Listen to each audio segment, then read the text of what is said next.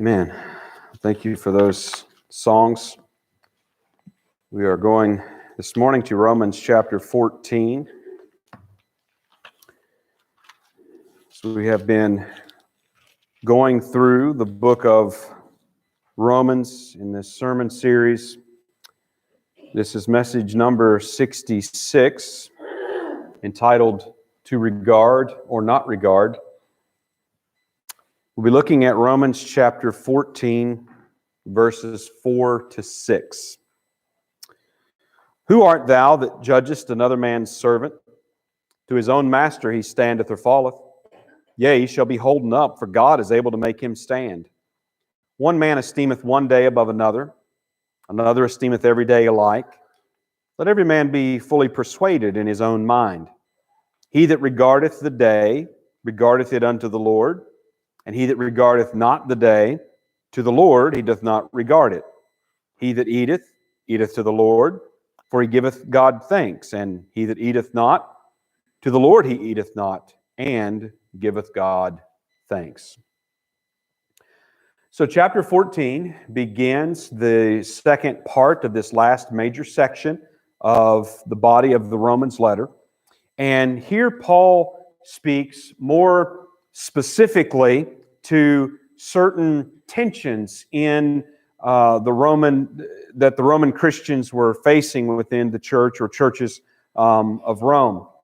Now, Paul is not so specific in these situations that we cannot see application beyond just those immediate concerns. For example, Paul doesn't frame the tensions, the problems that they were facing as a Jew-Gentile problem.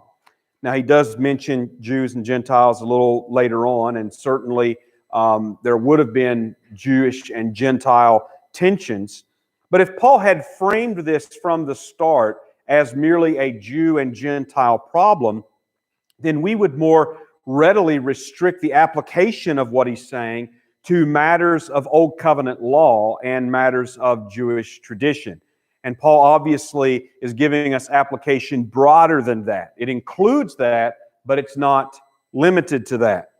Now, we often assume that such concerns as the eating of meats and the days and things that are talked about here, we oftentimes just assume that these concerns arise from debates about the Mosaic Law. So within the first century churches where you had Jews in the membership along with Gentiles in the membership, there would be tensions between them concerning that. And ongoing even into our more modern times, there has persisted to be a problem and a debate among Christians about how to understand the law and how does the law apply and all of those sort of things. So generally we see these kind of tensions in regard to debates about the Old Covenant law. But what we have to realize is that ascetic practices have an ancient history among cultures and religions as part of their philosophies. Now, this was certainly true of the Greco-Roman world in the first century. Asceticism refers generally to the abstinence from physical pleasures, such as eating meat. And this was typically done for some spiritual purposes, whether it would be for the pursuit of enlightenment or the pursuit of self-mastery or the pursuit of purity. Whatever, there could be various reasons, but the point is that restrictive practices and even severe self-disciplines have been present among all different kinds of cultures, all different kinds of religions, all different kinds of philosophies. So it's not only Jews that were brought up in some sort of restrictive way with the Old Covenant law. In other words, so Paul, as he speaks about this issue, he doesn't frame it in terms of the Mosaic law because it has application well beyond that. So we tend to think of the Romans and the problems of the Gentiles as being all problems of excess and all problems of indulgence and these gluttonous parties and feasts and things. That's typically what we think about as being the problem with the Romans. And those certainly did exist. But the opposite extreme also existed. In other words, you had people who were thoroughly pagan, who also practiced very severe ascetic practices for whatever reasons they had for practicing, sometimes religious, sometimes otherwise. But regardless of that, that did exist in the Gentile world, completely uninfluenced by Old Covenant law. So again, I think that's why that Paul does not frame these issues in terms of Old Covenant law or in terms of Jewish and Gentile problems, because they're certainly not limited to that. And what he has to say applies beyond just those sorts of debates.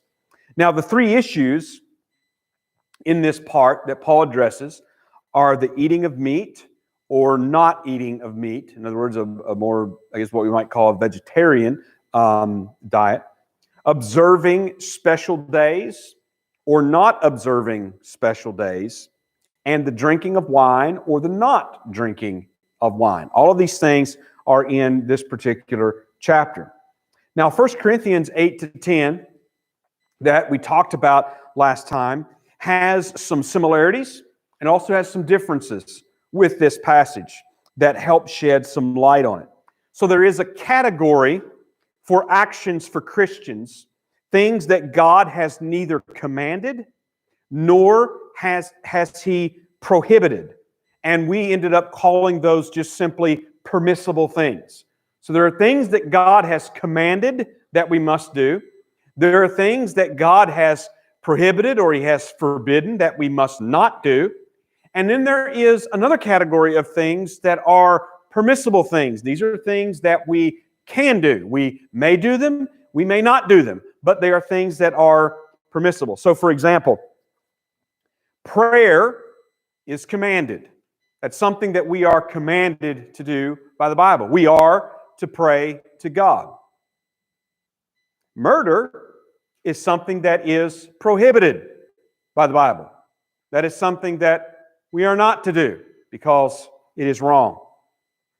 Eating meat, however, is permissible. We can do it or we cannot do it. Either way, it is permissible. So permissible means that Christians have the liberty, and this is the way that it came to be talked about in terms of theology or biblical doctrine. You've heard of the doctrine of Christian liberty or soul liberty or something along that line. This is the way that it came to be talked about over time amongst the churches. Permissible means that Christians have the liberty or they have the freedom to do these things or to abstain from doing these things. And doing them or not doing them doesn't, in other words, let me restate this.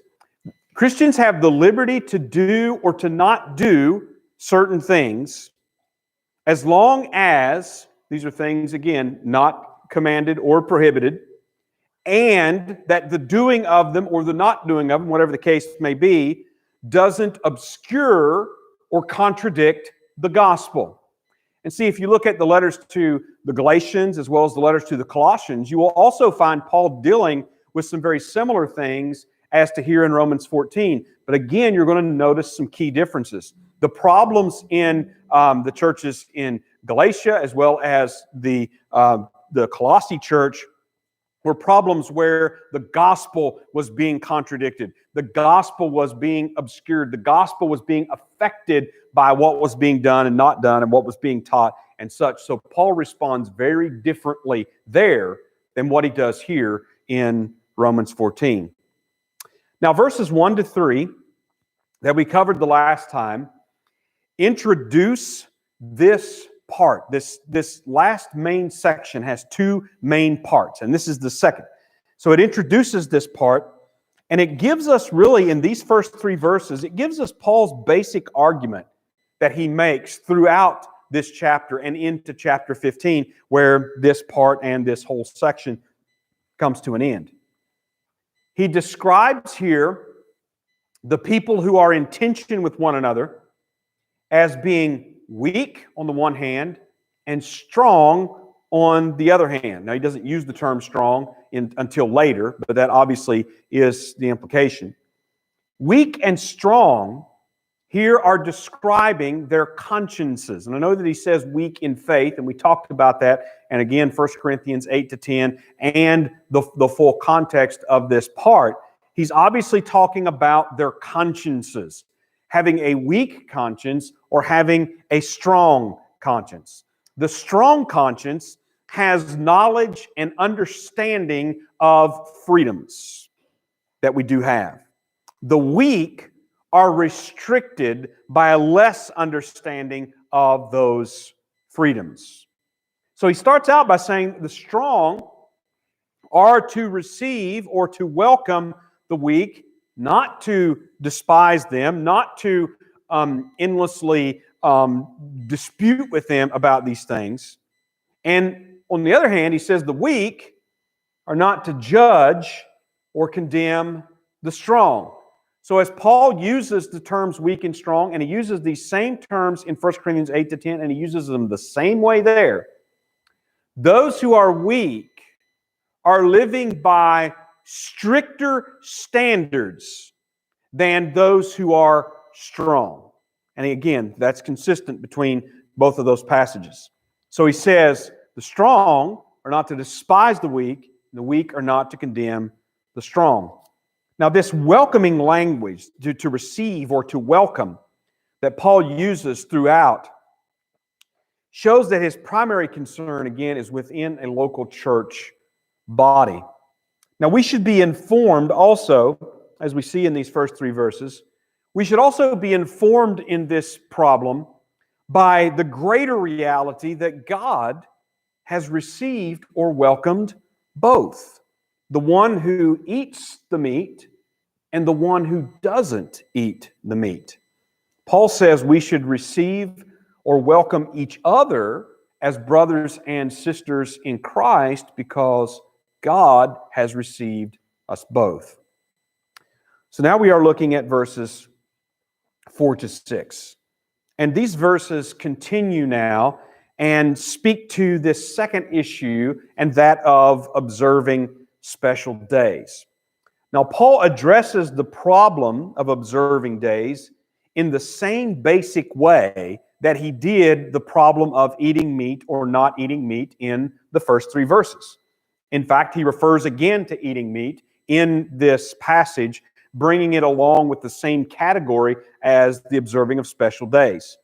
Paul also fills in more of the description of permissible activities or of the liberties that Christians have. So a Christian has the liberty to do these things and can honor God in doing them. A Christian also has the liberty to not do these things and can also honor God in not doing them. So we want to look at verses 4 to 6 regarding days, beginning with verse number 4. Who art thou that judgest another man's servant? To his own master he standeth or falleth.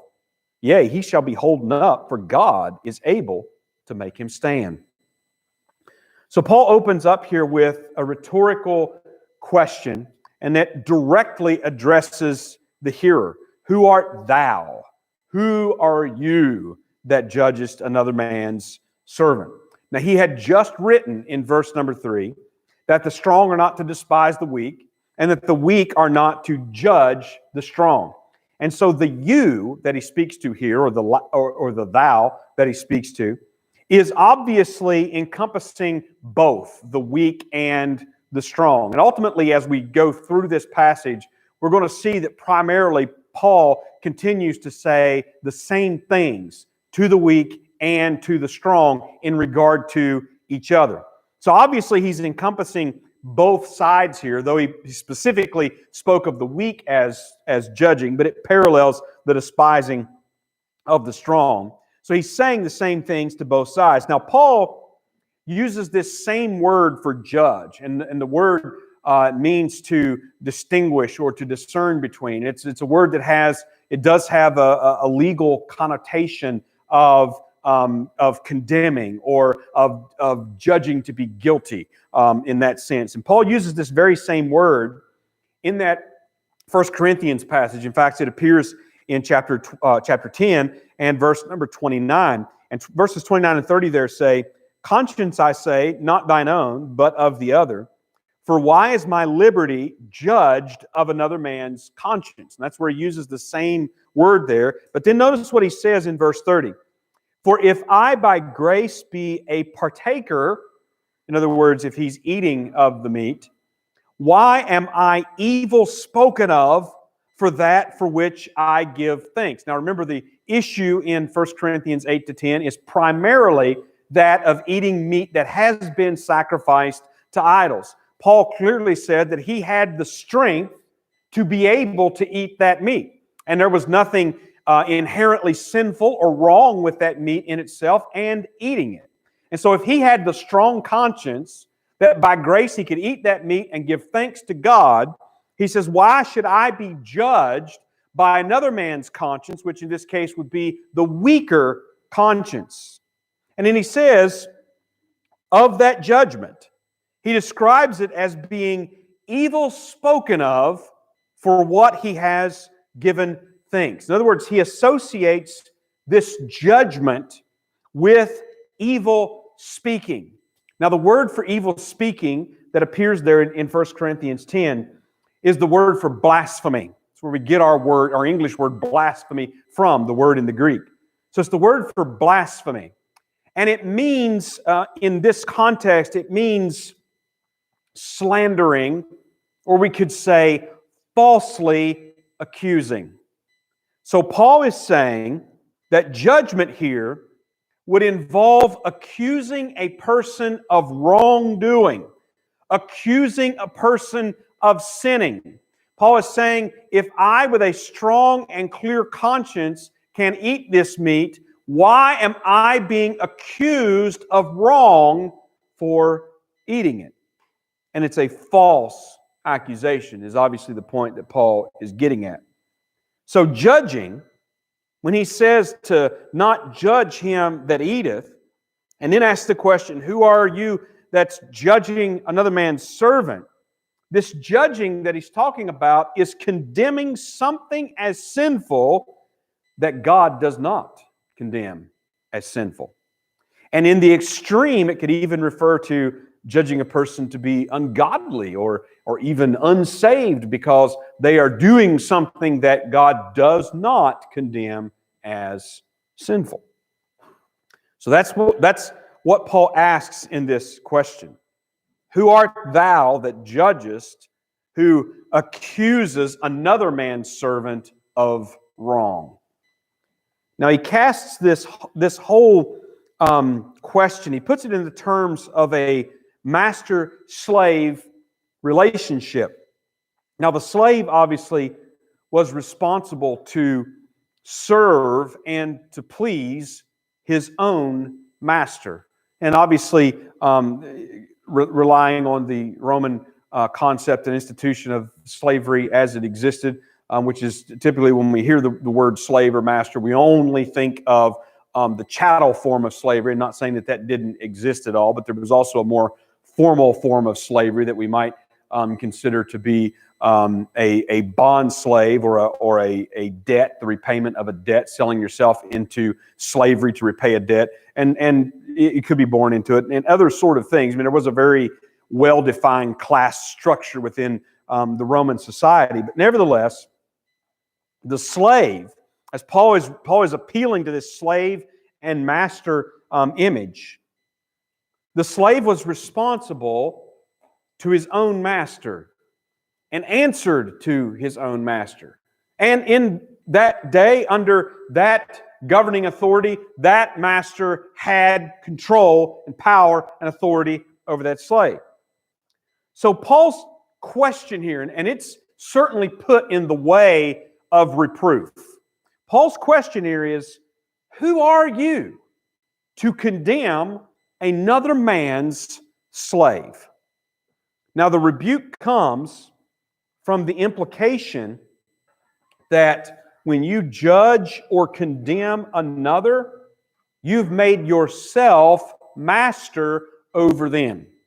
So Paul uses this imagery. When you condemn another, you've made yourself to be the master over them, made them out to be the slave to you, so as they have to answer to you to please you. So the question is, who are you to do that? Who are you to do that? And that's the way that Paul puts it.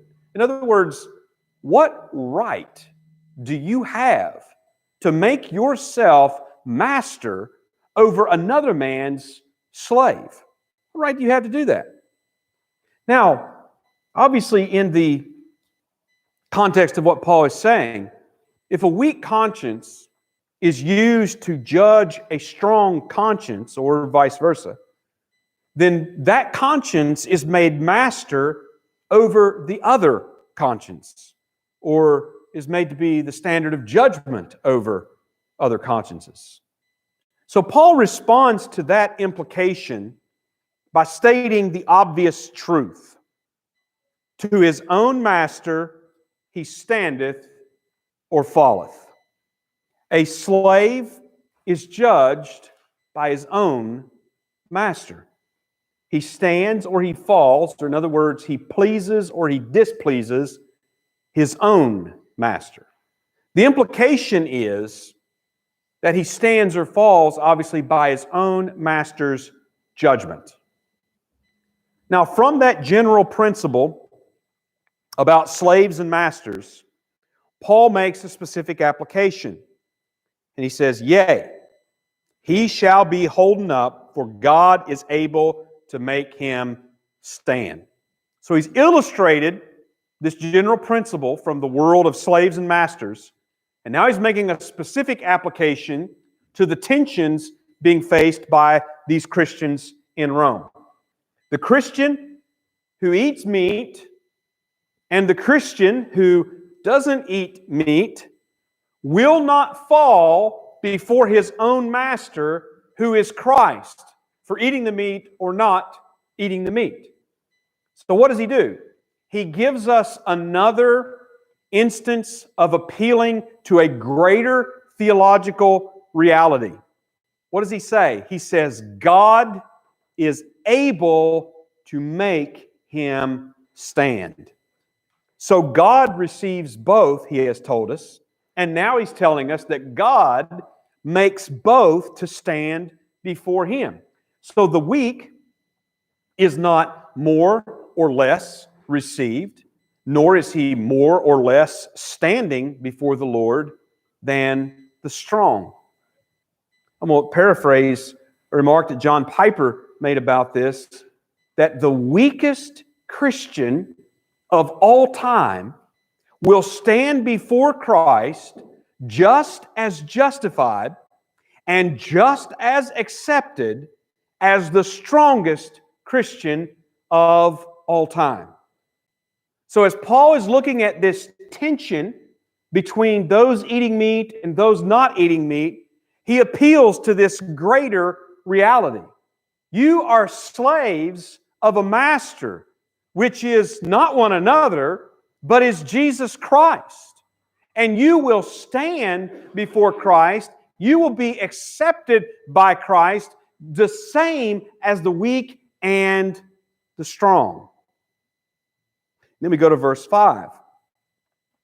One man esteemeth one day above another, another esteemeth every day alike. Let every man be fully persuaded in his own mind. So now Paul shifts to this other area of tension for the Roman Christians, and that was the observation of certain days. Now, just like with the eating of the meat, he frames this tension with two opposing actions.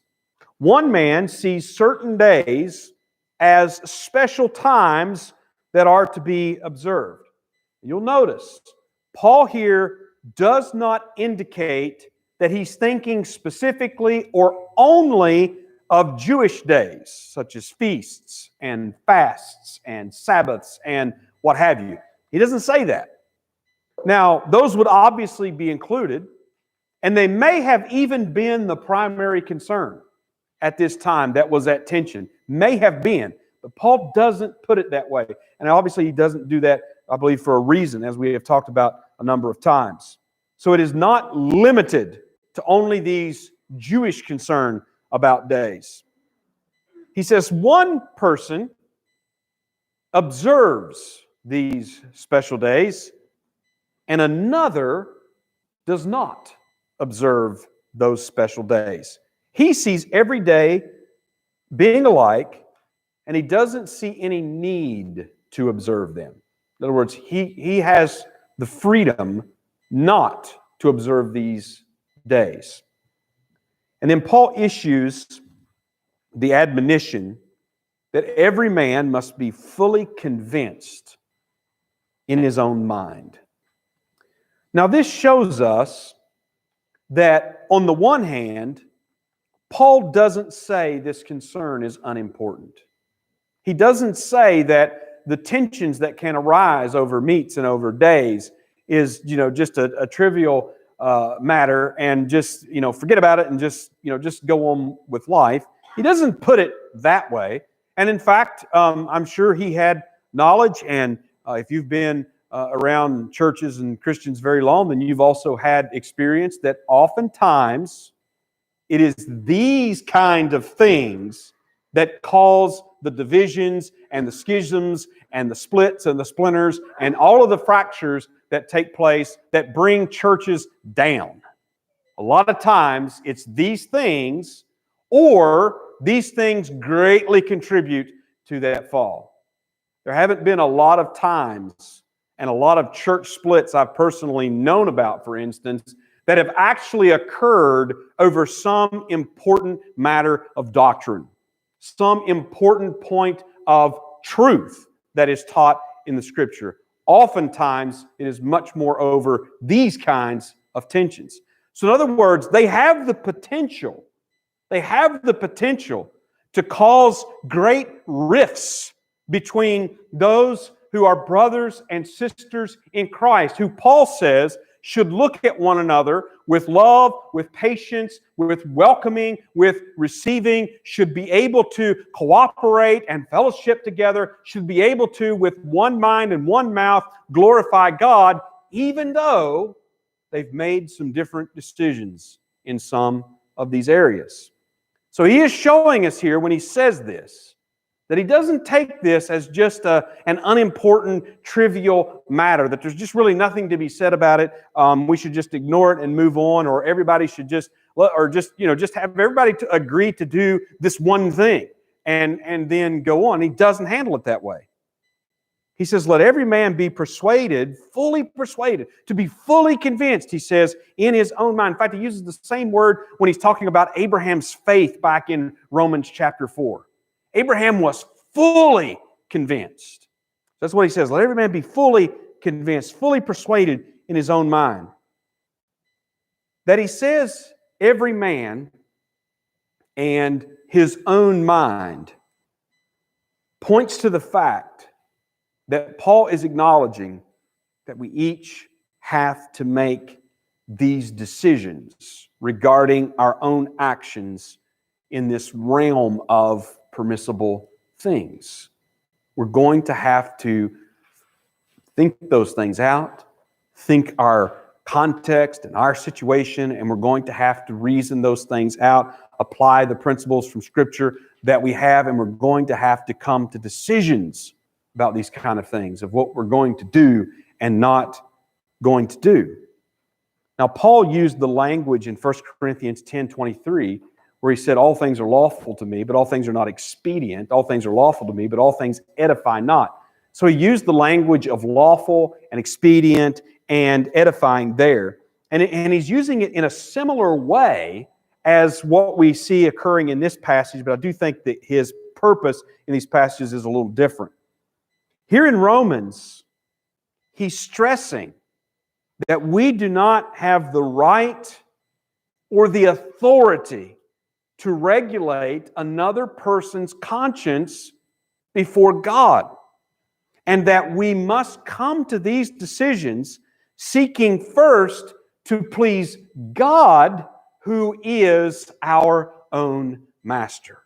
In other words, he is the one before whom we stand or fall. And I mean that each of us individually. And we have to make these kinds of decisions based first and foremost on pleasing him with our lives.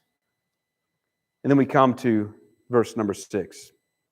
He that regardeth the day regardeth it unto the Lord, and he that regardeth not the day, to the Lord he doth not regard it.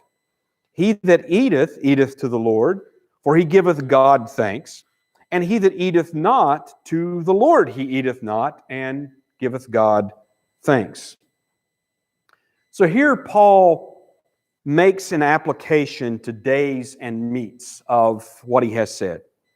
This statement seems paradoxical. I mean, verse number 6 seems like that both of these can't be simultaneously true. And actually, as I've been going through Romans 14, I have been reminded more than once of a conversation that I had one time with a man who had been my Sunday school teacher. And when I was younger, he had been my Sunday school teacher. And I was very frustrated over a conflict that I was having with someone else. And I'm talking to this man about it. And he took me to Romans 14. And I was exasperated. How could this be possible? You are suggesting that I and this other person who are having this conflict could do such different things and both be right.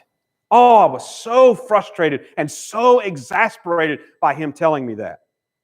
Of course, over time, I came to see that my former teacher was right about what he was saying about that situation. And that is exactly what Paul is telling us here. So again, it feels paradoxical. It feels contradictory, but Paul is showing us that it is not. So the weak one here, by implication, the weak one here regards certain days as being set aside to the Lord in some way. And again, Paul's not specific enough about that for us to restrict it to certain things. Could be a fast, could be a feast, could be something else. And in doing so, in regarding these days, Paul says he's doing it to the Lord. In other words, he does have a good intention, and he does have a good motivation that he is doing this to the Lord. Regarding it to the Lord means that he is honoring and serving the Lord in doing it, and that he thinks that it's good and that he should do it in some way or for some reason. Obviously not for salvation, or Paul would be talking about this very differently.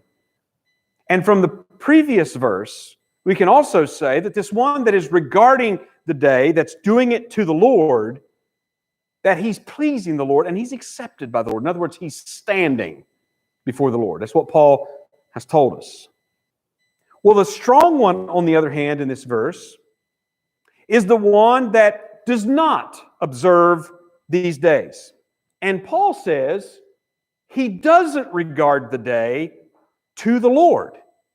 So this one, the strong one here, understands the liberty that he has in Jesus Christ, that God does not require him to observe these days. Again, whatever that they are. And so if we're following through with, as Paul does, he's saying that this one that's not regarding the days, he is honoring the Lord, he's serving the Lord by not regarding the days. And again, he pleases the Lord and is accepted. He stands before the Lord in not doing it. Well, then Paul says the very same thing about the eating of meat. In other words, it's obviously the same category. The eating of meat and the not eating of meat.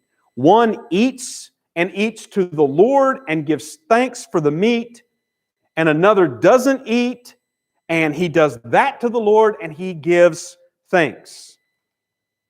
Well, the giving of thanks here at the latter part of verse number 6 is a part of what is considered praising the Lord. So in other words, Paul's adding here to his description.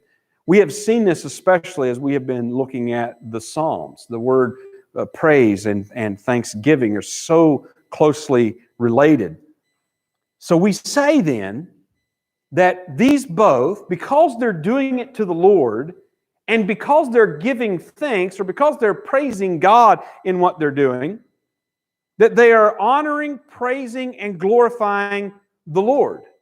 So Paul has told us that different Christian people doing these differing and opposing actions are both pleasing God in those actions. And while it may not appear so immediately, Paul is here making another statement of greater theological reality. Both Christians, in doing these opposing actions, are glorifying God and are accepted by Him. Now, from the full context of Paul's argument, we can understand how that can be, because they are honoring God in two drastically different actions, because they're each doing what they're doing from good motives and from a clear conscience. Now, that's a little later on, what we're not getting to today, but again, keeping this full context in mind, we can understand how Paul can say that these two can be doing such different actions and yet both be giving thanks and both be doing it to the Lord.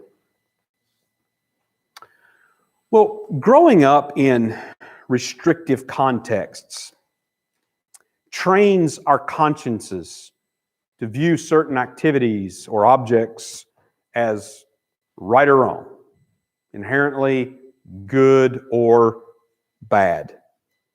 And growing up in certain cultural and religious contexts trains the conscience to see, for instance, the eating of meat, of all meat, as an abomination. And a vegetarian diet, in that sense, would be seen as virtuous.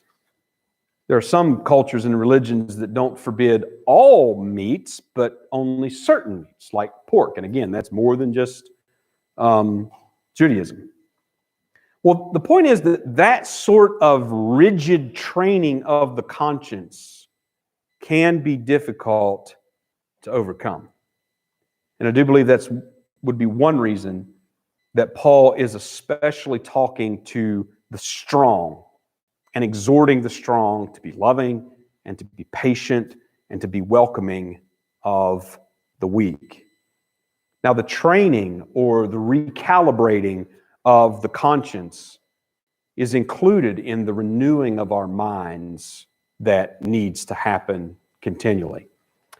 In other words, Paul will ultimately in this passage side with the strong, just like he does in 1 Corinthians 8-10.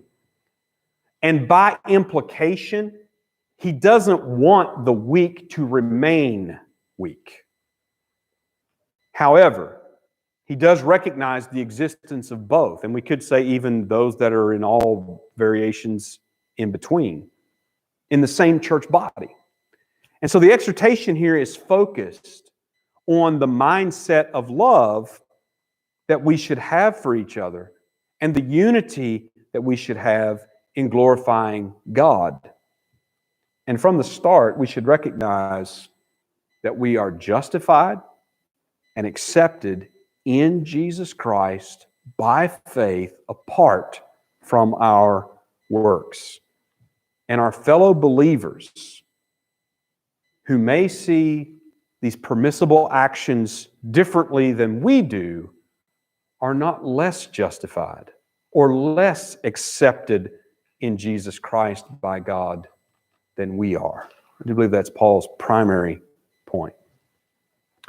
All right, and that's all the message this morning. We will close with a hymn.